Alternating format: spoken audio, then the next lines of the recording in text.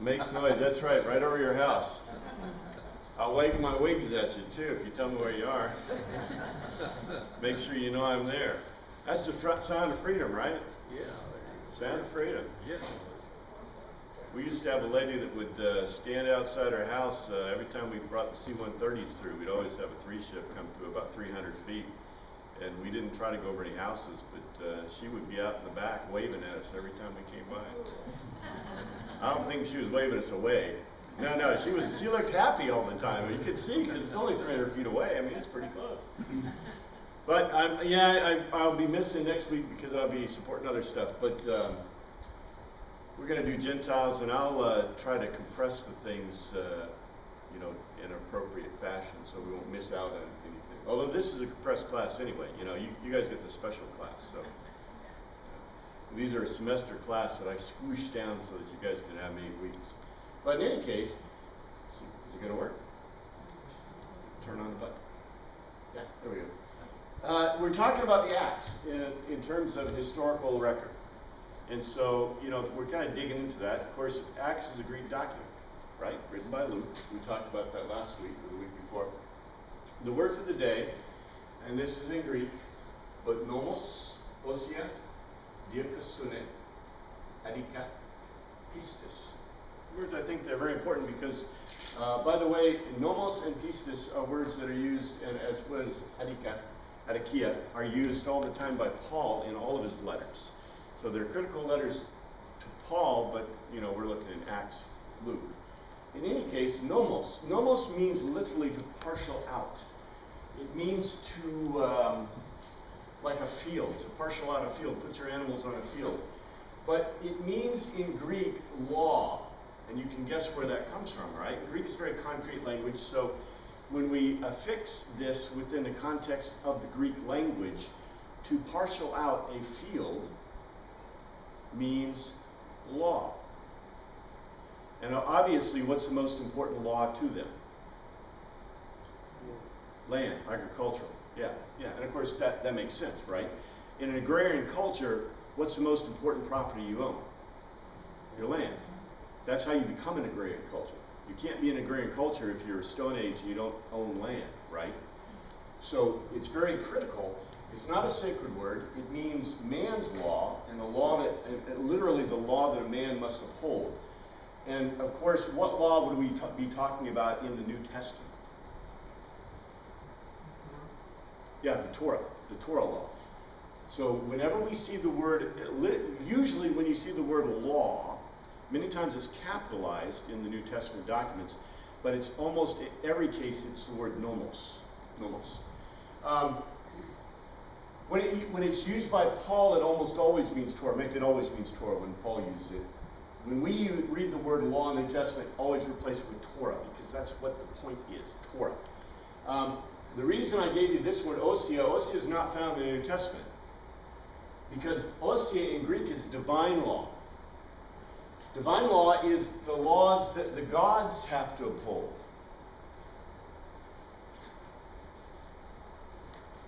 Isn't that interesting? Now, in the Greek worldview, do you think laws are given to man by God? No. In the Greek worldview, you have nomos, which is man's law, and you have divine law, it's osia. Remember, in the Greek worldview, you have pathos, which is the fate of man, and you have chronos, which is the fate of God, of the gods. In the New Testament worldview, man is not fated. God is not fated. God has thelema, choice, and man has thelema, choice.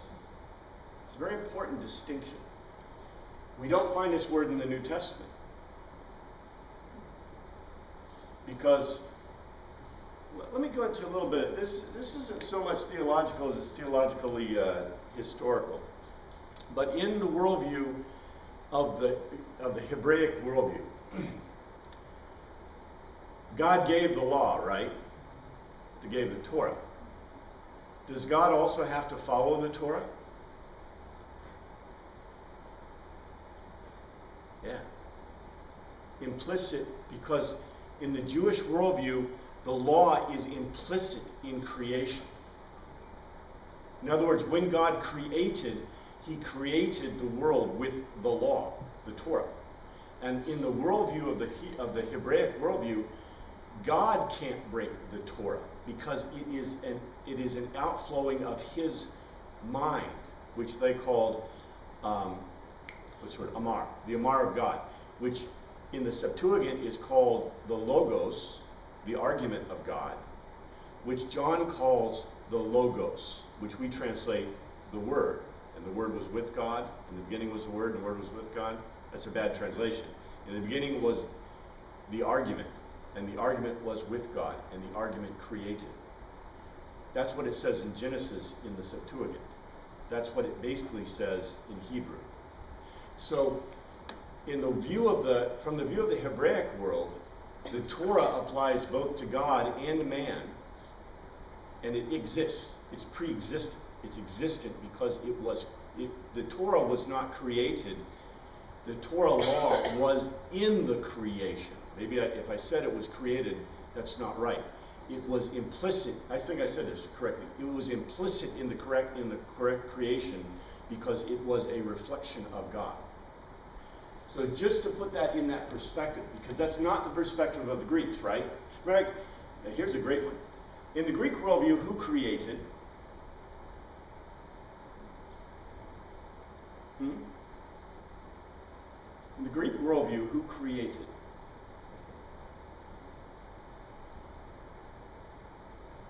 Nobody. Nobody created. In the Greek worldview, the Titans just were. And from the Titans came the gods of the Pantheon. And the gods of the Pantheon killed the Titans, right? Remember Zeus? Zeus killed his father, Kronos. Kronos, the fate of the gods. Right? No one created. Who made man? They were made by, what's this guy? The Greek god of fire. Made man. He didn't create man. He made man.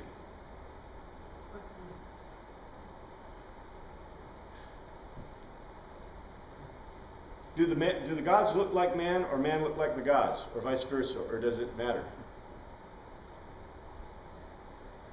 Now, in the Hebrew worldview, does a man look like God?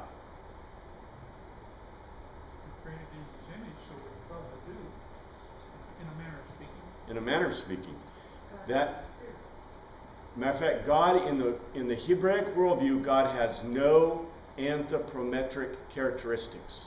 It has no characteristics like a man. Matter of fact, to do that was to apply human characteristics to God is heresy in Hebraic worldview. Period. The words used in Hebrew has sacred words and non-sacred profane words, and in all those words, guess what? They're never applied to man, those divine words about God. And remember, can you see God? God allowed Moses to see his buttocks. That's what it says literally in the Hebrew. The hinder parts of God. So God had no anthropometric characteristics, no man-like characteristics in the Hebraic worldview. He doesn't smell. He has a ruach. He does not breathe. He has a ruach. He has no characteristics that are in common with man. So you say, in what way is he in his image? That's a beautiful question. That is a difficult question. The rabbis have been messing with that question for how many thousands of years? Because the image of God does not mean physical at all in a Hebraic worldview. On the other hand, in the Greek worldview, the gods look like man. They made man. They copulate with man. They have sex with men and women, right? And have children. So there's really no difference between the gods and man. In this case, they made. To create, you create something that is not like you. Right? Matter of fact, we call it procreation when we make children, right? Because it's not really creation, it's to make children. Anyway. Diakosune. This is one of my favorite words in Greek because this is the word that we translate righteousness. But it doesn't mean righteousness at all. This is a horrible translation. This word should never be used to be translated for righteousness. Because dikaiosune means literally the equity of character act. It's the highest compliment in classical Greek. It means moderate in all things, moderation in all things. The picture, and this is the picture. You know, you've probably seen this picture of the, Mercury on top of a sphere, right? That's the picture of dikaiosune. You're balancing on a sphere. You're balancing on a ball. You're so perfectly balanced you don't fall one way or the other. You don't eat too much. You don't eat too little. You don't drink too much. You don't drink too little. You get a little drunk, but not too much drunk. At least you get a little drunk. See? In a Greek worldview, it's dikaiosune. It is moderation. It is balance. Balance is even a better word. This is the word that is translated righteousness. This is what God is supposed to be like. This is what the highest compliment that Christ said. Christ in the Sermon on the Mount used dikaiosune over and over and over again. Dike and dikaiosune. This is a very important word. In my opinion, totally mistranslated in most of our New Testament documents. Adikia is the act of injustice, many times translated unrighteousness. But you know it's not unrighteousness. Adikia, look at this, okay? Dikaiosune, dike. Dike means justice. Dikaiosune meaning the balance of justice, that's cool. Adikia, the act of injustice, meaning being out of balance. Being out of balance. As a matter of fact, this is, you know the 7 deadly sins aren't 7 deadly sins, right?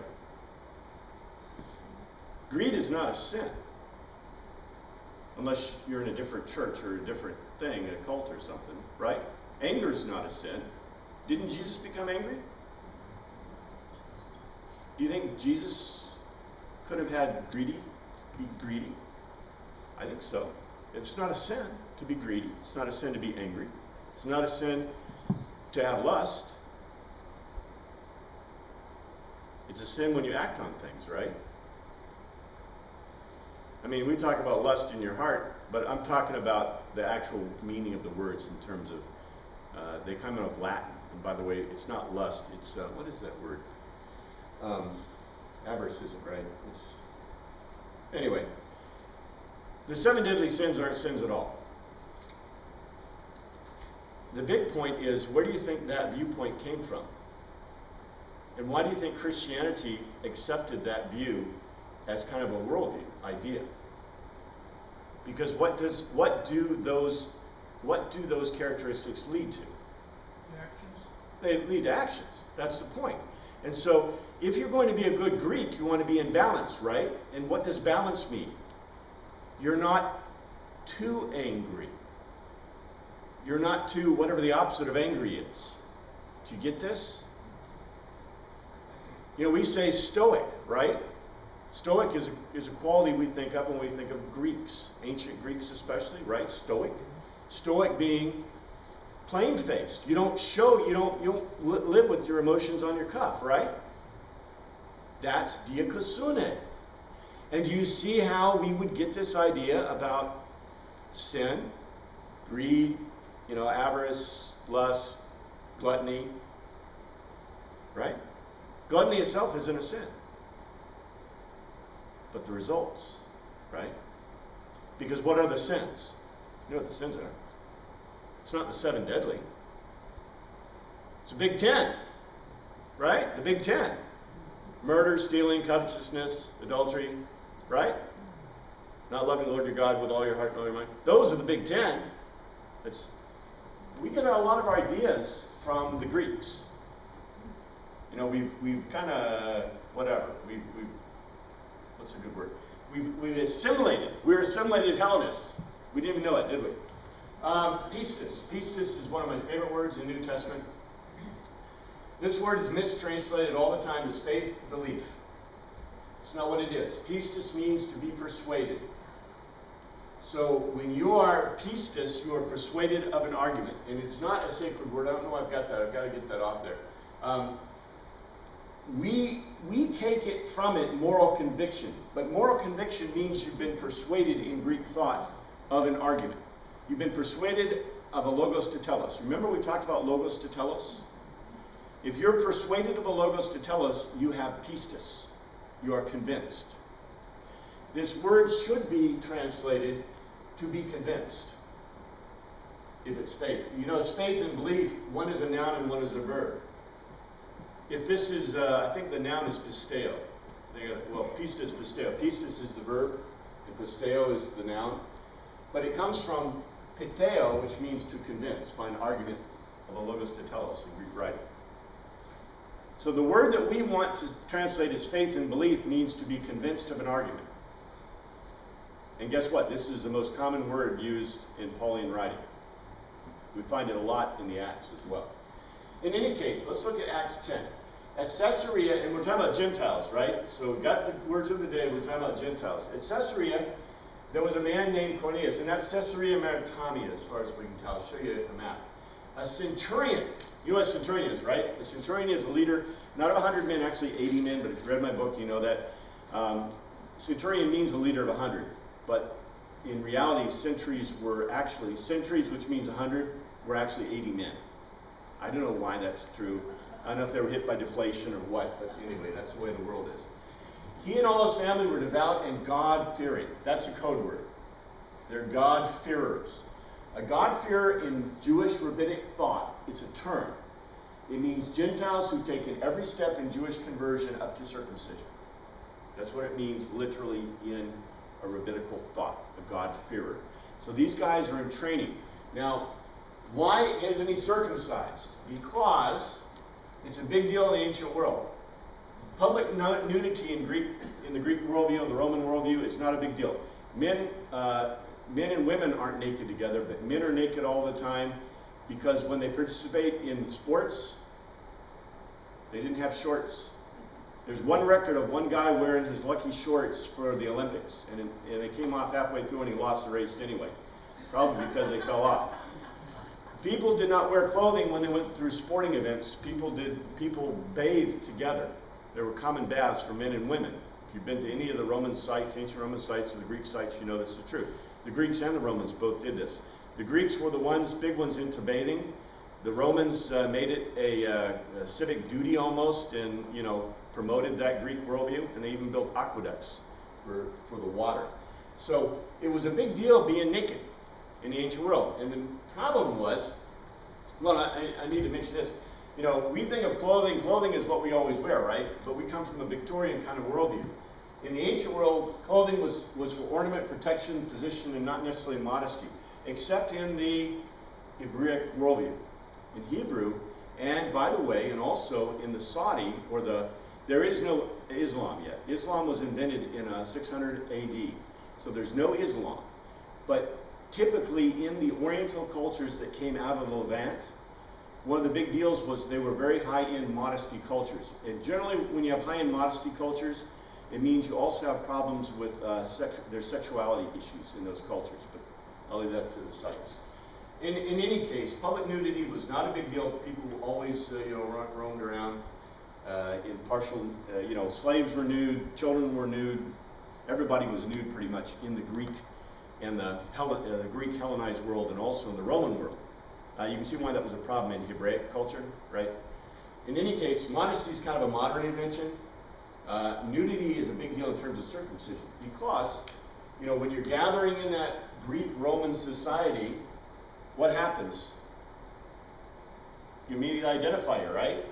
And they identify you as a Jew or an Egyptian. So, Egyptians also circumcised. There's 3 groups that circumcised in the ancient world that we know of. The Hebrews, the Egyptians, and the Scythians. Very interesting, isn't it? So you would immediately cut off from the social structure if you were circumcised. And by the way, that was God's point in the Old Testament period, right? Which also points out something to you. Anybody note, okay, what was the culture of the ancient Egyptians like? What kind of clothing did they wear? Huh? Very gauzy clothing. Clothing was almost an option because it was hot. And so their clothing tended to be very thin cotton, sometimes nothing at all. If you ever see pictures, the slaves, right, were nude, right? I mean, nudity wasn't a big deal in Egyptian culture. Guess where culture the Hebrews came out of? Egyptian culture. And so you know that circumcision probably, circumcision as an indicator means that you don't have any clothes on. Or it would be an indicator, would it? So coming out of the Egyptian culture, what likely was the clothing like in the early Hebraic culture? Skimpy. Probably skimpy. Yeah, just like the Egyptian culture. But what happened over time? They assimilated what? The clothing of the people around them.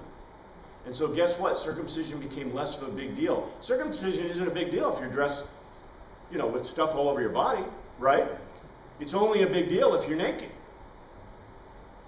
See? Think about this. This is a pretty important deal.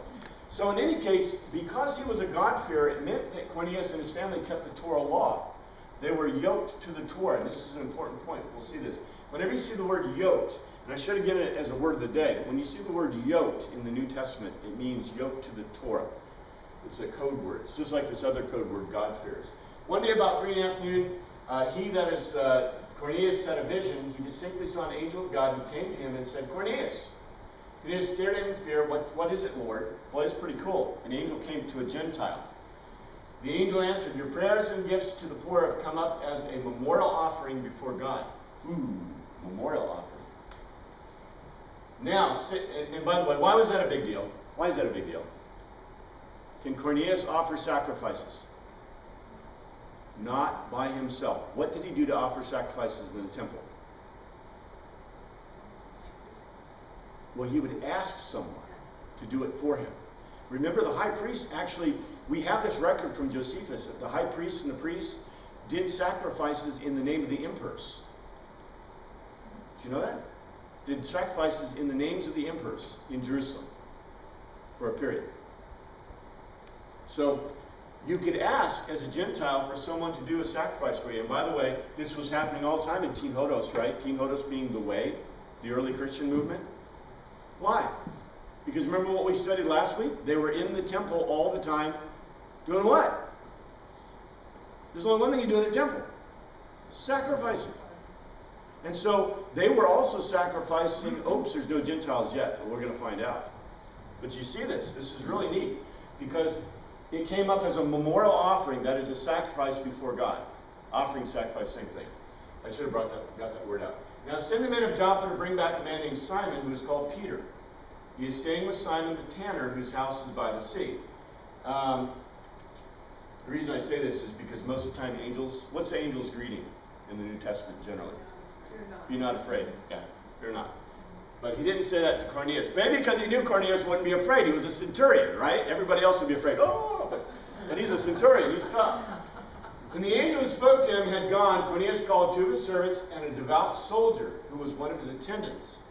And he told them everything that had happened and sent them to Joppa. Joppa is one of those 2 seaports for all of Palestine. The other is Tyre.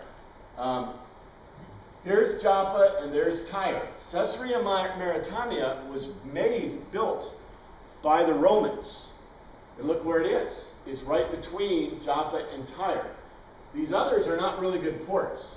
There's only 3 ports. The 2 main ports are Tyre and Joppa. Tyre was wiped out by Alexander the Great. So Tyre ain't doing so well. So they built Caesarea, but you notice they're right there on the coast. And what just happened in Joppa? Do you remember? Simon Peter raised Dorcas from the dead. About noon following day, as they were on their journey and approaching the city, Peter went up to the roof to pray. He became hungry and wanted something, and he got in a trance. He saw heaven open and something like a large sheet contained all kinds of 4-footed animals, reptiles, etc. A voice said, "Get up, Peter, kill and eat." "Surely not, Lord."